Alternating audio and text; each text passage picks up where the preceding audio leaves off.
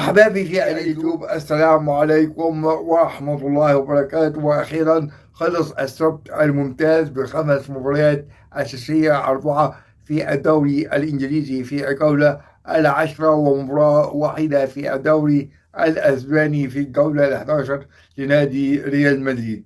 بنبدأ على طول بالمتصدر نادي الأرسنال، بيتفوق تفوق سهل وبسيط، وأرتيتا فرحان بهذا التصدر وتعزيز الصدارة على نادي بيلي 2-0 بفضل الهدف الأول لغوريس برأسية، والهدف الثاني في التخصص برأسية لديكلان رايس، وتنتهي المباراة بالتصدر ب 25 نقطة في الدوري الإنجليزي، مستريح في تعزيز الصدارة. فرحة كبيرة لأرتيتا ولاعبي نادي الأرسنال في الاستمرار الانتصارات في الدوري الإنجليزي. نوتنغهام فورست ونادي مانشستر يونايتد 2-2 تعادل عادل، بعد ما تقدم نادي مانشستر يونايتد في الشوط الأول بأحرز هدفين متتاليين نادي نوتنغهام فورست، ثم بيدرك في اللحظات الأخيرة في الدقيقة 82 وبينقذ نادي مانشستر يونايتد من هزيمة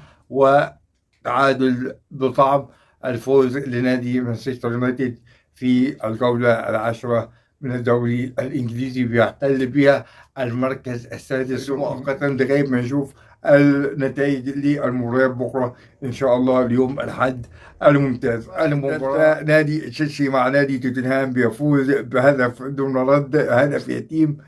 بصراحة يعني كانت مباراة سجال ومباراة تكسير عظام، تنتهي بهذا الهدف اليتيم ليحتل بها المركز الرابع نادي تشيلسي في ترتيب الدوري الإنجليزي. ما كانش فيها أي إثارة، ما كانش فيها أي متعة، ما كانش فيها أي جرينتا في هذه المباراة الرابعة والأخيرة في الجولة العاشرة في هذا اليوم السبت الممتاز. نادي ليفربول ونادي أستون فيلا، بصراحة تفوق كبير واستفاقة كبيرة لنادي ليفربول في هذه المباراة، بيستغل الخطأ العجيب وبيحرز الهدف الرابع ليه في هذا الموسم، و250 هدف في الدوري الإنجليزي. يعزز كيفن بيرخ في الشوط الثاني من تسديدة وخطأ دفاعي آخر في دفاعات أستون فيلا، وتنتهي المباراة لصالح ليفربول. بيعود نادي ليفربول للمركز الثالث مؤقتا في ترتيب الدوري الإنجليزي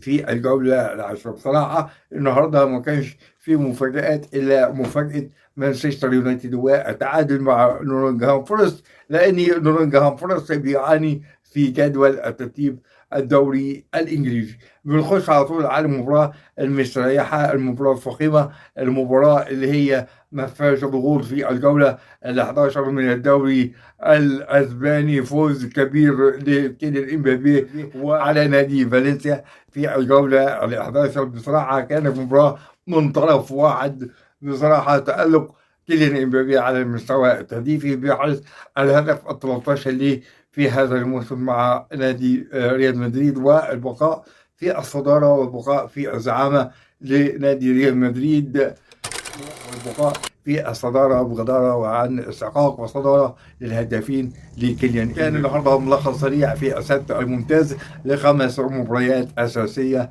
ما تنساش السبسكرايب وتفعيل زر الجرس واللايك المتين الحزين لهذه القناة، عاوزين نفعل الربح على هذه القنوات. شكرا جزيلا والسلام عليكم ورحمة الله وبركاته.